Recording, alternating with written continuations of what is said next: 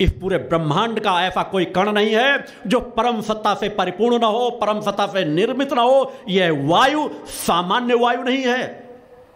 इस वायु में छिपी हुई है उस परम सत्ता की ऊर्जा, उस परम सत्ता की दिव्यता, उस परम सत्ता के चेतना कण, ईश्वरीय कण, जिसे विज्ञान ने भी अभी जो परीक्षण किया, अभी नोबेल पुरस्कार भी उन साइंटिस्टों को दिया गया जिन्होंने ईश्वरीय कणों की खोज की। पहले तो विज्ञान मानता ही नहीं था। पत्थर पत्थर है, कंकड़ कंकड़ हैं। आज उनमें भी खोज निकाला कि हर छोटे से छोटे कण में भी असंख्य ईश्वरीय कण समाहित है और उन ईश्वरीय कणों से ही वह कण बना हुआ है और हर पर वह ईश्वरीय कण कोई ना कोई कार्य कर रहे हैं, हर चीजों में कोई ना कोई परिवर्तन डाल रहे हैं। वही ईश्वरीय के असंख्य ईश्वरीय कण जब आप मन को एकाग्र करके शांत चित्त होकर के दूषित विचारों से अपने आप को दूर करके उन ईश्वरीय कणों को अपनी आत्मा से संबंध जोड़ने के लिए अंदर और बाहर करते हैं तो आपकी चेतना चैतन्य होती चली जाती है। शुद्ध सात्विक वह जो कण होते हैं वो आपके अंदर प्रवेश करके आपकी चेतना को, आपकी कोशिकाओं को चैतन्य करते जाते हैं और जो दूषित वायु आपके अंदर भरी हुई होती है, दूषित कण आपके अंदर समाहित होते हैं, वह धीरे धीरे करके बाहर होते चले जाते हैं। अतः आप बीमारी से ग्रसित हैं, समस्याओं से ग्रसित हैं, तनाव से ग्रसित हैं, किसी भी उलझनों में रहते हों, साधना करने में ज़्यादा आपको मन नहीं लग रहा तो आप सहज प्राणायाम को गहराई से अपना लें। जब भी आपको समय मिला करे चलते फिरते, मगर कम से कम कुछ समय निकालें कि बैठ करके या रात के विश्राम करने के समय आप धीरे धीरे करके प्राणों को अंदर समाहित करें और धीरे धीरे श्वास को भरें निकालें, श्वास को भरें निकालें। इसका अभ्यास करते रहें। गहरी श्वास लें और धीरे धीरे निकालें। थकावट लगे तो 2-4 श्वासों को आप नॉर्मल रूप से ले लें। देखिए आपको दिव्यता मिलेगी, चेतनता मिलेगी।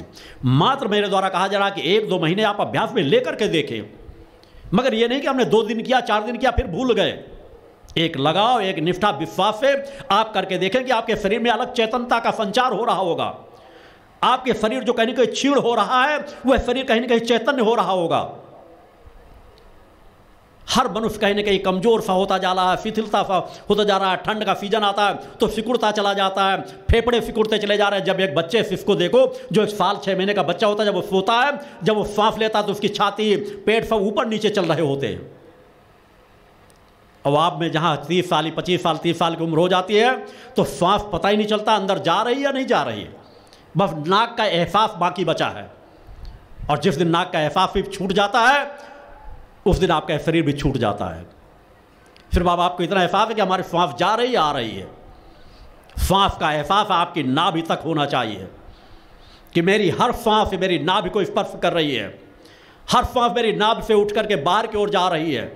कुछ समय अभ्यास करेंगे तो इसका अभ्यास आपकी पकड़ में आने लगेगा, इससे मन एकाग्र होने लगेगा। ध्यान की गहराई में डूबने के लिए प्रारंभिक स्थिति में सहज प्राणायाम नितांत आवश्यक है। अतः सहज प्राणायाम के लिए मेरे तरफ से बार बार आपको प्रेरित किया जाता है कि सहज प्राणायाम की गहराई पे डूबो। अभ्यास नवरात्र के इन दिनों से ही प्रारंभ कर लो। बैठकर समय मिलता है तब, चलते फिरते भी जब चलो तो 1-2 गहरी सांसों को ले लो। अन्यथा आपको सालों व्यतीत हो जाते, महीनों व्यतीत हो जाते। जब या तो आप कहीं ज़्यादा चल रहे होते या किसी ऊंचाई में चढ़ रहे होते हैं, आपको थकावट लगती तब फिर आप सांस भरोगे, तब आपको सांस भरती कि हमारी पेट, हमारी छाती, हमारी सांस मांग रही है। अंत तो सीना आपका जितना उतना सिकुड़ा पड़ा हुआ है। और जब आप शरीर की कोशिकाओं को उपयोग नहीं लोगे तो आपका शरीर संकुचित होता जाएगा। ना आपका भक्ति में मन लगेगा, ना किसी कार्य में मन लगेगा, ना सत्कर्मों में मन लगेगा। फिर आप कहेंगे गुरु जी हम तो पूजा में बैठते हैं, हमें तो आलस आ जाता है, जमुआई आने लगती है। इसलिए कि आपके मन मस्तिष्क पर सतोगुणी ऊर्जा कहीं ना कहीं दब छुई गई है, समाप्त नहीं हुई। सत्य कभी समाप्त नहीं होता। सतोगुण, तमोगुण, रजोगुण तीनों मौजूद रहते हैं, मगर रजोगुण और तमोगुण हावी हो चुका है।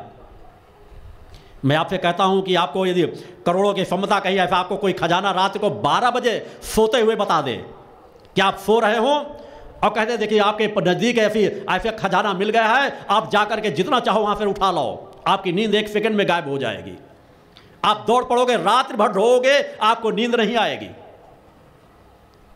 क्योंकि आपकी भौतिकता की लिप्तता इतनी बढ़ चुकी है कि वह पदार्थ जो नाशवान है, नश्वर है, जिनका कोई मायने नहीं है, उनके प्रति आपका इतना आकर्षण बना हुआ है कि आपकी नींद गायब हो जाएगी।